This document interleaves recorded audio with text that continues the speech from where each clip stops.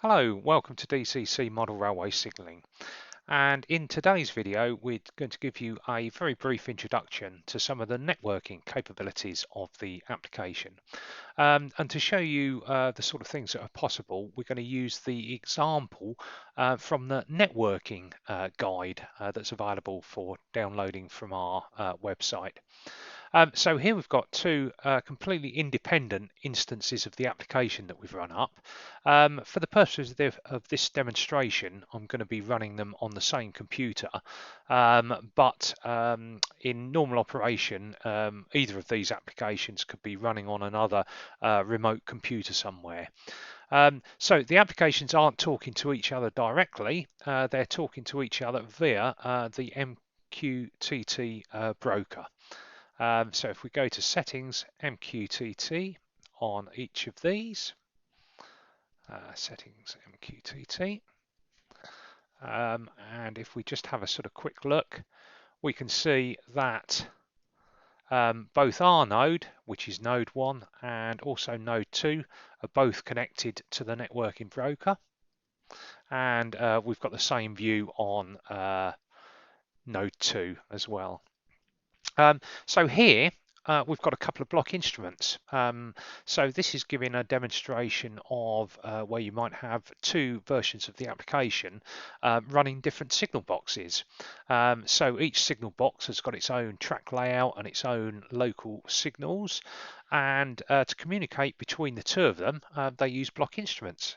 So here you can see that we have a block instrument. And if I just put it into edit mode and double click on that, you can see that this block instrument, rather than being linked to a block instrument on the same schematic, it's linked to a remote block instrument. So node 2, block instrument 2, which is that block instrument over there. And similarly, if I put this into edit mode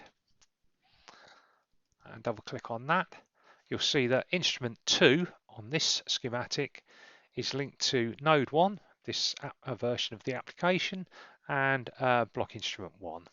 Okay. And then you can see via the MQTT configuration that node 2 is publishing block instrument 2. So it's publishing any changes of that out to the rest of the world. And if I look at the subscribe tab, you can see that this version of the application, node 2, is also subscribed to the block instrument 1 from node 1. And that is the configuration. You'll have a similar configuration on the other version of the application, but I'm not going to bother showing you that at this time. So if we put both of them back into run mode, and we can actually test out this network configuration. So if I click the telegraph key, you'll see that will ring the telegraph bell in the other signal box, and vice versa.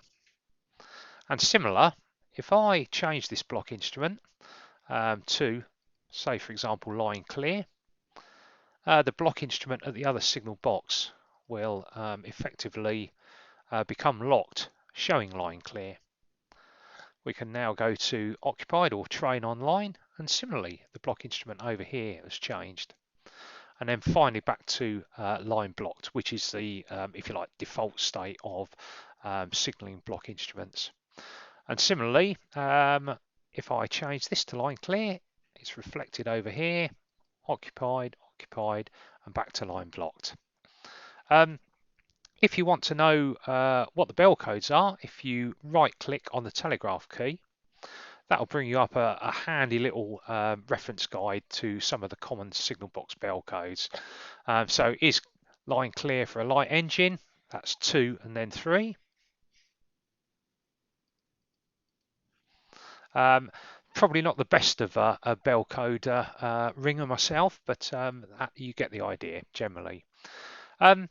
So as far as these block instruments are concerned, what we do is we interlock the signals with the block instrument. So here, signal 10 on node 1 if we go to the interlocking tab, you can see for the main route out to the rest of the world, which will be to the other block section, we can see that we've specified that that route is subject to control by that block instrument there.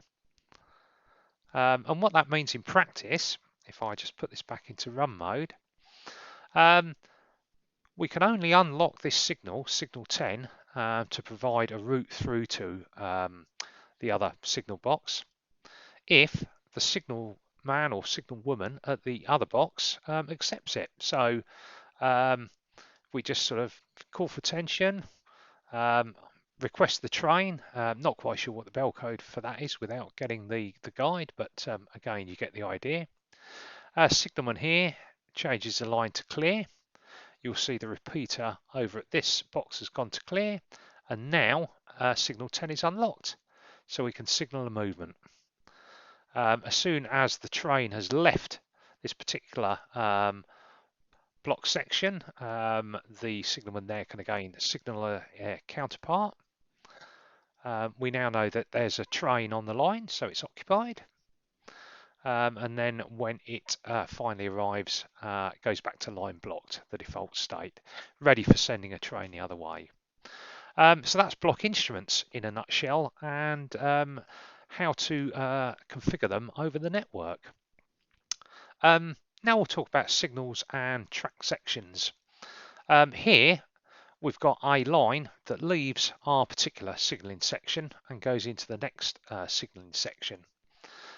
So here you can see that for each of our, if you like, boundary signals, we have track sections. So signal 2, if I just go back into edit mode, you can see that that's configured, if we look at the automation tab, to when that signal is passed to transfer trains from section 2 to section 3 to 3. And then also, I forgot to show you that if we look at the interlocking tab here, the signal ahead.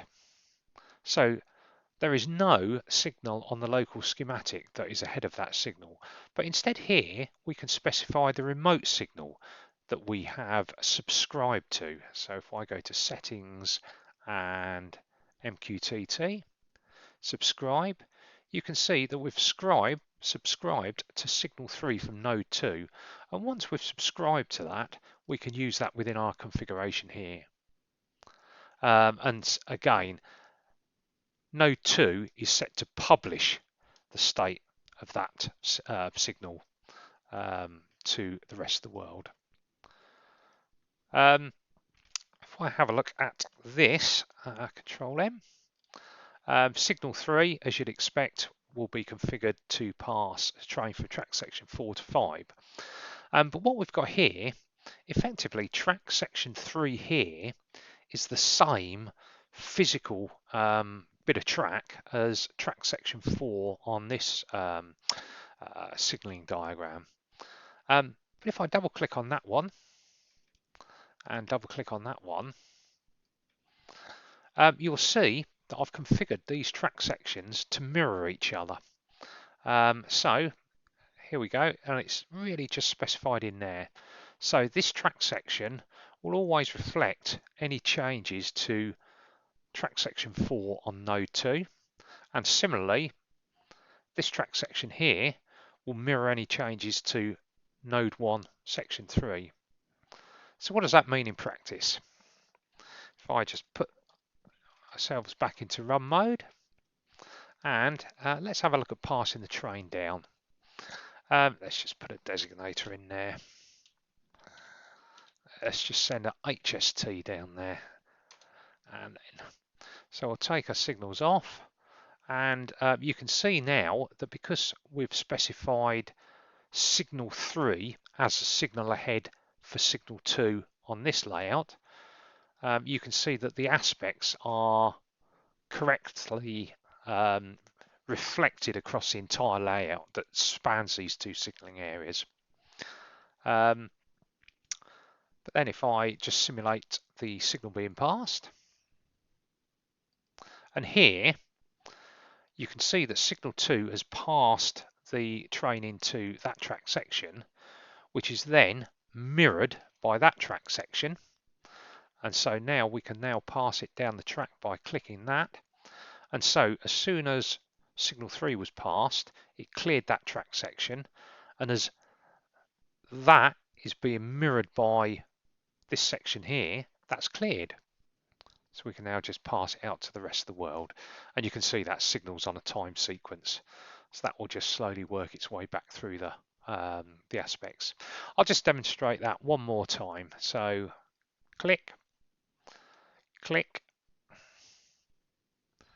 click, click. And that's networking in a nutshell. If you need to know any further details or interested in finding out more, there is a networking guide that's available to download from our website. But that's it for this video, so thanks for watching.